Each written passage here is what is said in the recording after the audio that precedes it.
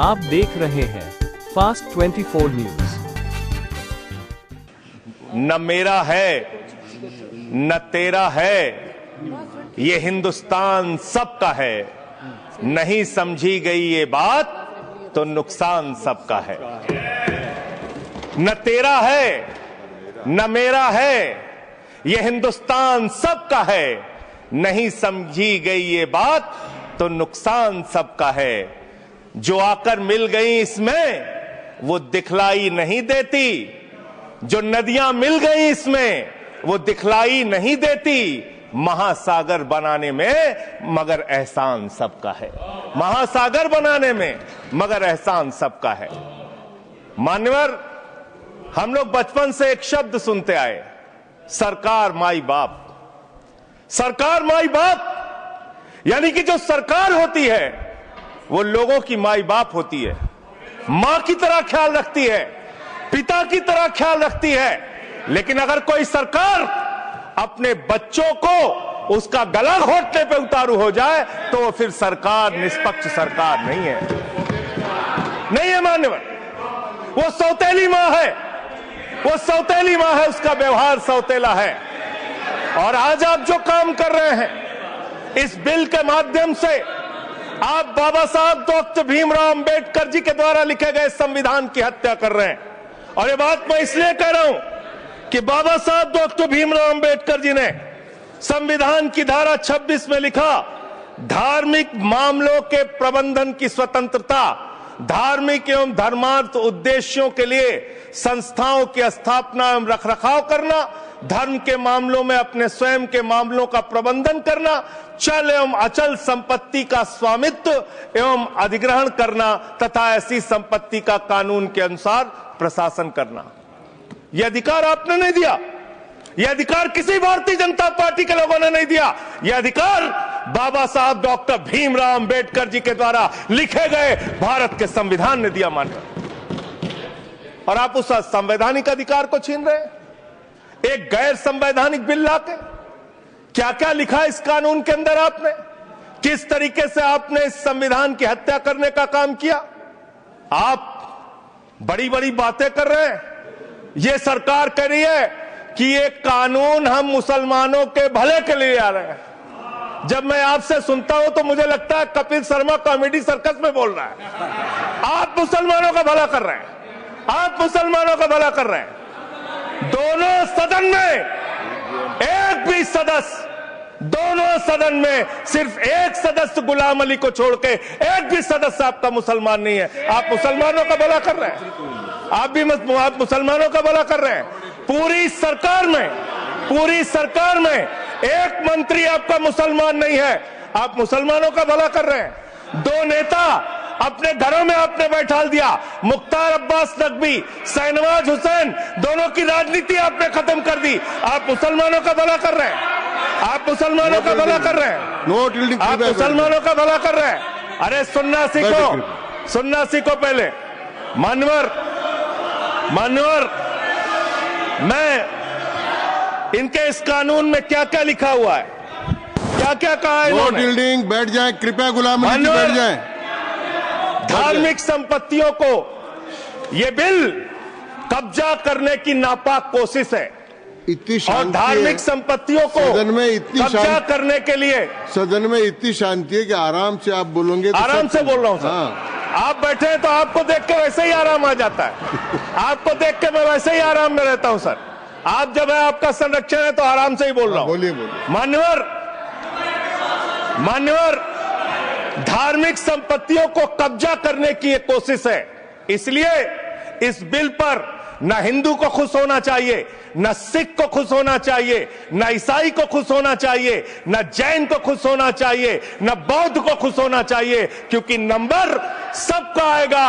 और आज वक्फ की संपत्तियां कब्जा करके आप अपने दोस्तों को देंगे, कल गुरुद्वारे की संपत्तियां कब्जा करके आप अपने दोस्तों को देंगे, फिर चर्चों की संपत्तियां कब्जा करके आप अपने दोस्तों को देंगे, फिर बौद्धों की संपत्तियां कब्जा करके आप अपने दोस्तों को देंगे, फिर जैनों की संपत्तियां कब्जा करके आप अपने दोस्तों को देंगे, फिर मंदिरों की जमीनें कब्जा करके आप अपने दोस्तों को देंगे।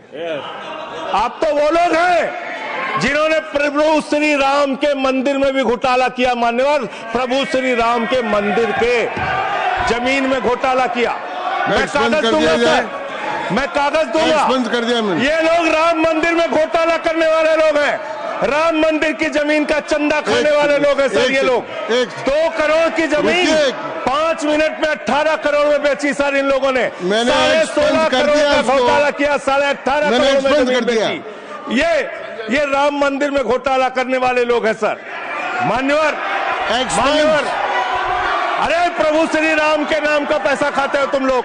अरे बैठ जाओ, राम मंदिर का पैसा खाते हो। अरे राम मंदिर में घोटाला करते हो, बैठो। अरे राम मंदिर का चंदा खाते हो। अरे चंदा चोरो बैठो, चंदा चोरो बैठो, चंदा चोरो बैठो, बैठो चंदा चोरो, चंदा चोरो बैठ जाओ।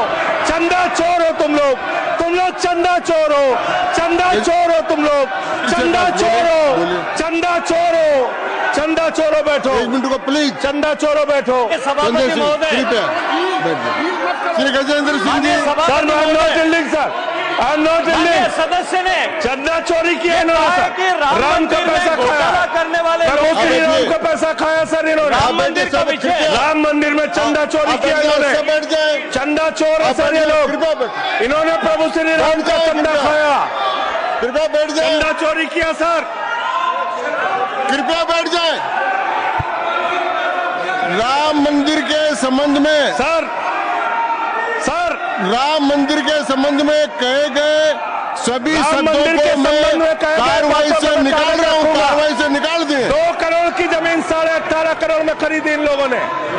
2 करोड़ की जमीन अयोध्या में 18.5 करोड़ में खरीदी।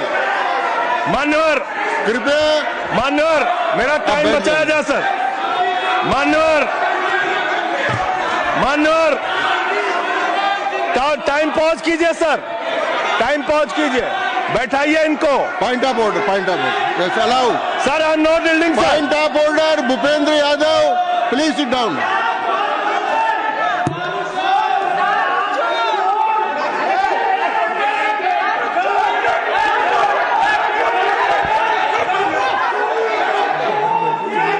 भाई पॉइंट ऑफ ऑर्डर मैंने दिया, आप जाइए स्थान पर, कृपया अपने स्थान पर जाएं।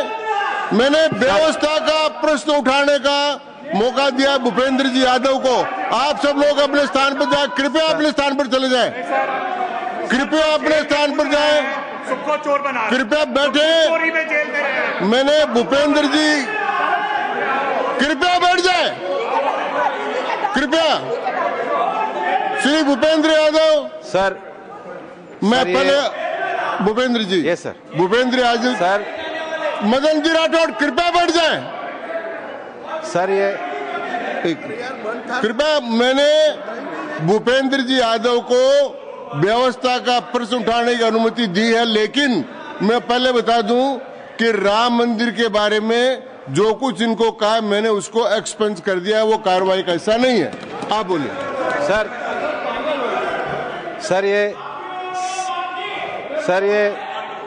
सर ये सदन का उच्च सदन है। रूल में बता देता हूं, रूल 238 और 240। आप 238 और 240, 238 and 240, you read it sir. There are sir 2 rules है, 238, 240। मेरे को बुक की जरूरत नहीं है। हाउ टू स्पीक ये 238 है सर। 240 बड़ा इंपॉर्टेंट है जी सर। कोई भी सदस्य अगर इररिलेवेंट बोलता है, अगर तो ये चेयर की पावर है कि उस सदस्य को रोक सकते हैं। जो विषय डिबेट से जुड़ा हुआ नहीं है, जो विषय सदन से जुड़ा हुआ नहीं है, इररिलेवेंट विषय को आपको रोकने का अधिकार है। जो सदस्य संजय सिंह जी बोल रहे थे वो इररिलेवेंट है। तीसरा एक और विषय सर, 238 में बोलने के बाद जो असंसदीय शब्द है, किसी भी पार्टी के बारे में, किसी के बारे में जो असंसदीय शब्द है वो बोले गए हैं, तो उसकी भर्त्सना भी हाउस पूरी तरीके से करता है, माननीय हटाता है। मानस बस Tiruchi Shiva Sir, I also stand on the. Please, I am allowing mister Tiruchi Shiva. I also stand on the same rule, sir. 238 and 240.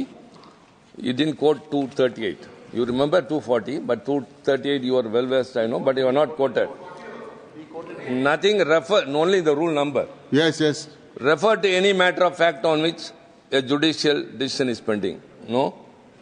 Make a personal charge against a member. No. Please. What is? Please. Kindly listen. Hello, please. I'm on a point of order. I'm on a point of order. I'm on a point of order. Point of order आपने allow किया है। What is that? Point of order आपने allow किया है। Rule 240. बैठ जाए Sir, सुन ले एक बार sir. मैं निर्णय मुझे करना, आप तो सुन तो ले, आप बैठे। Mr. Vice Chairman, only 240. 240 which is मैंने quoted, दोनों say- 238, Sir, 240 दोनों देख लिए। Please, sir. हाँ। Rule 240 says, the chairman, after having called the attention of the council to the conduct of a member who persists in irrelevance or in tedious repetition, you didn't call, sir. Whether it is irrelevance or repetition has to be decided by the chair. So, the chairman, आप सुनो ना भाई, please hello, please. I am speaking to the chair. Please तो I am speaking to the chair. इधर देखिए ना। Sir, it is we leave it to your discretion and Yes. decision, sir. Yes.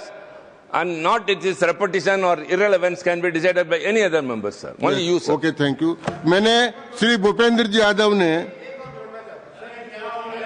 240 में ये और है कि अगर कोई दूसरा सदस्य भी किसी सदस्य के इरिलेवेंट डिबेट को सपोर्ट करता है तो उसको भी डिबार करना चाहिए, आपको शिवा को भी करना चाहिए। आप एक सेकंड, मेरी व्यवस्था यह है कि 238, 240 के अंतर्गत मैंने ऑलरेडी जो असंसदीय सब थे वो और राम मंदिर के बारे में, क्योंकि ये विधेयक की परव्यू में नहीं आता है, इसलिए मैंने राम मंदिर के बारे में इनके लगाए गए इलेक्शन और असंसदीय शब्दों को कार्रवाई से निकाल दिया। धन्यवाद। मान्यवर, आपने कहा कि इससे आप पिछड़े मुसलमानों का भला करने जा रहे हैं। सुनने में बहुत अच्छा लगता है कि आप पिछड़े मुसलमानों का भला करने जा रहे हैं। आपने इसमें कहा कि आप महिलाओं का भला करने जा रहे हैं। सुनने में बहुत अच्छा लगता है कि आप महिलाओं का भला करने जा रहे हैं, लेकिन ये सरकार और यहां पे इस समय मंत्री जी नहीं है, मैं उनसे पूछना चाहता हूं, आप देश को और सदन को गलत जानकारी क्यों दे रहे हैं? मानवर, 2013 के वक्फ बिल में जो भारतीय जनता पार्टी की सहमति और सहयोग से पास हुआ, उसमें भी महिलाओं के लिए आरक्षण था। मना कर दीजिए कि नहीं था, मना करिए कि हम गलत बोल रहे हैं। मान्यवर, मंत्री जी ने कहा 1 करोड़ सुझाव आया। मैं आपसे पूछना चाहता हूं, कितने करोड़ ईमेल आए, कितने करोड़ पत्र आए, कितने करोड़ सुझाव आए? पूरे देश को जानकारी दीजिए, और मैं आपको दावे के साथ कह सकता हूं, जब पूरा सच सामने आएगा तो देश को पता चलेगा कितने लोग इस बिल के विरोध में थे, कितने लोग इस बिल के समर्थन में थे। मैं जेपीसी का सदस्य था मानवर, मैं कह रहा हूं आपसे लाइए।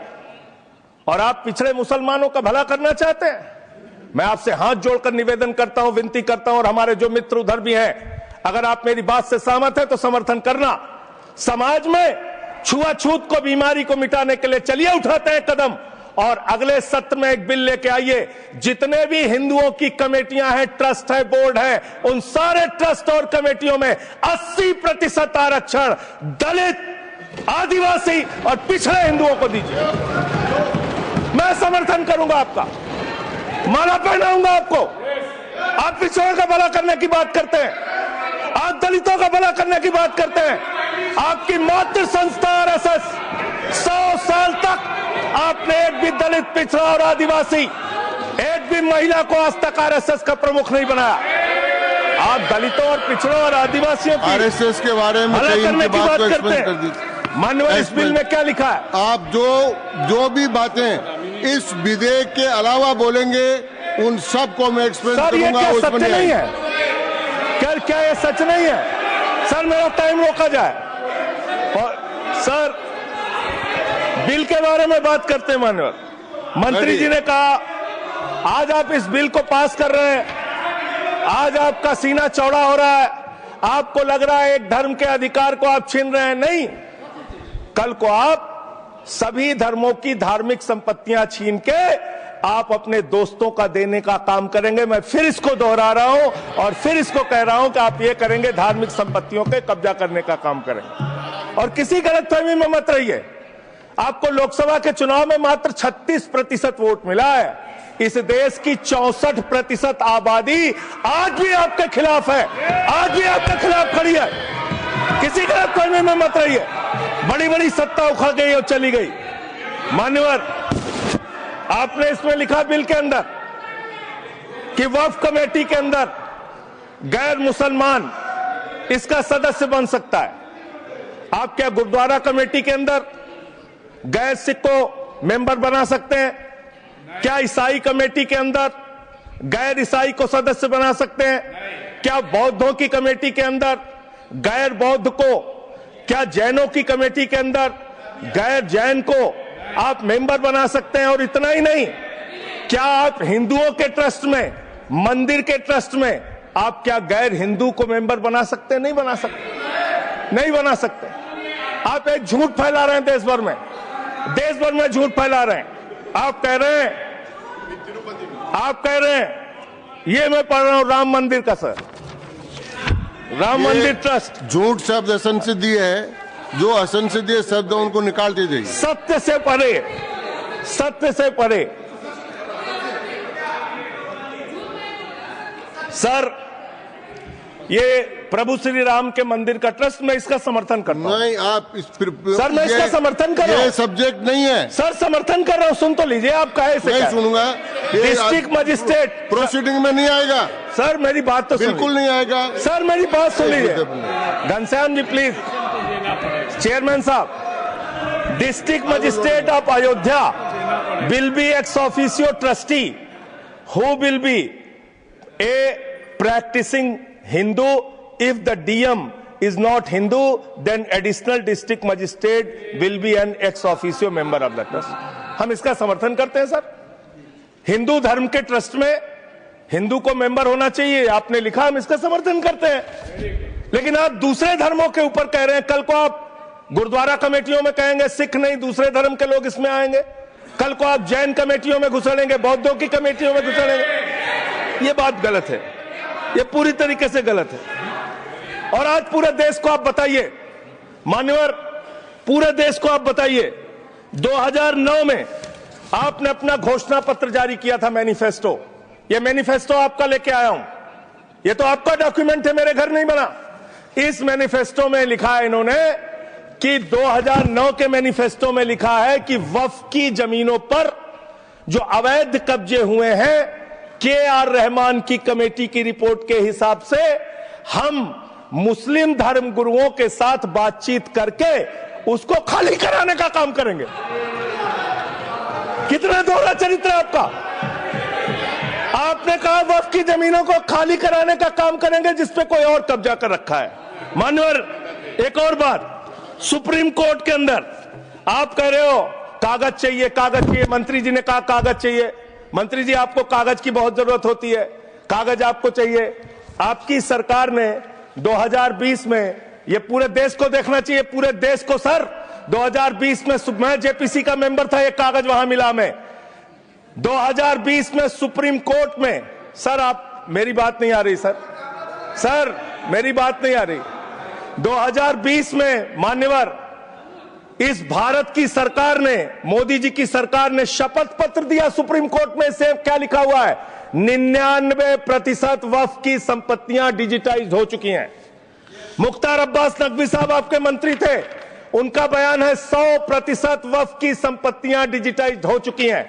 तो जब आप सारी संपत्तियां डिजिटाइज कर चुके हैं, सब कुछ ऑनलाइन कर चुके हैं वामसी पोर्टल में, सारे कागजात जांच चुके हैं, तो क्या आप फसाद कराने के लिए फिर से कागज मांग रहे हैं? फसाद कराने के लिए आप फसाद कराने के लिए कागज मांग रहे हैं। आप फसाद कराने वाले हिंदू हैं, हम सौहार्द फैलाने वाले हिंदू हैं। यह बुनियादी फर्क है, यह बुनियादी फर्क है आप में। आप देश भर में फसाद, नफरत, लड़ाई, झगड़ा कराने का काम करते हैं। मान्यवर, मैं अंत में आप लोगों से सिर्फ एक ही बात कहना चाहता हूं कि आज सच्चर कमेटी की रिपोर्ट की बात कही गई और कहा गया 12,000 करोड़ की आमदनी हो सकती थी। एक सुझाव मैं पूरे सदन की तरफ से इस सरकार को देना चाहता हूं। 12,000 करोड़ की आमदनी की चिंता है वक्फ की, करोड़ों मुसलमानों की चिंता है आपको। एक अपने दोस्त को पकड़ के लाइए, नीरव मोदी को 20,000 करोड़ वसूलिए, 12,000 करोड़ वक्फ को दीजिए, 8,000 करोड़ अपने पास रखिए। 8,000 करोड़ का आपको मुनाफा होगा, 12,000 करोड़ वक्फ को दे दीजिए, करोड़ों मुसलमानों का भला हो जाएगा।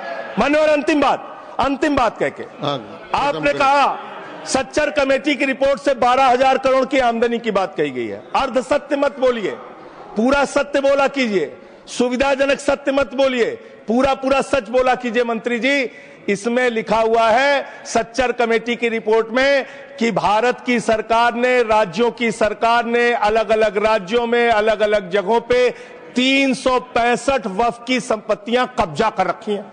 आप उसके बारे में नहीं बताते, आप अर्ध सत्य बोलते हैं। मैं तो जेपीसी का मेंबर रहा हूं, मुझे सब पता है। तो इसलिए मान्यवर, आप फैला रहे हैं झूठ, ट्रिब्यूनल के फैसले, बस खत्म सर, खत्म। असत्य, सत्य से परे मान्यवर, सत्य से परे मान्यवर। ट्रिब्यूनल के लिए आप कह रहे हैं उसको अपील नहीं की जा सकती। हाई कोर्ट का फैसला ट्रिब्यूनल के फैसले के खिलाफ आया है, सुप्रीम कोर्ट का फैसला ट्रिब्यूनल के फैसले के खिलाफ आया है। आपने कहा 5 साल का प्रैक्टिसिंग मुस्लिम होना चाहिए। कैसे प्रैक्टिसिंग मुस्लिम तय करेंगे सर? आप क्या मुसलमानों के घर में सीसीटीवी का कैमरा लगाएंगे? कौन नमाज पढ़ रहा है, कौन नमाज नहीं पढ़ रहा है, कौन मुसलमान है, कौन मुसलमान नहीं है? आपने मान्यवर ऐसे प्रावधान इसमें रखे हैं जो बड़े अजीब हैं, जो अपने आप में ये बताते हैं कि आपकी मंशा सिर्फ देश में झगड़ा कराने की है, नफरत फैलाने की है, फसाद कराने की है। आपकी मंशा कहीं भी मुसलमानों का या किसी वर्ग का भला करने की नहीं है। बस एक अंतिम बात कह के अपनी बात समाप्त करूंगा। ये काम आपने देश के अंदर बहुत अच्छा शुरू कर दिया। आप एक काम करते हैं, देखो मुसलमानों को ठीक कर रहा हूं, दूसरी तरफ महंगाई बढ़ रही है, नुकसान हिंदुओं का। 94 लाख करोड़ रुपए शेयर बाजार में डूब रहा है, नुकसान हिंदुओं का। 11 लाख बच्चे स्कूलों से बाहर निकल गए, नुकसान हिंदुओं का। तो मुसलमानों को ठीक करने के नाम पर आप नुकसान देश के करोड़ों हिंदुओं का भी कर रहे हैं। इसलिए ये सब बातें करके देश में आप नफरत फैला के ये सब झगड़े फसाद के काम मत कीजिए। और अंत में आपसे एक ही बात कहना चाहता हूं, अभी भी वो मौका है इस बिल को जो गैर संवैधानिक है, जो बाबा साहब के संविधान के खिलाफ है, इसको वापस लीजिए। धन्यवाद।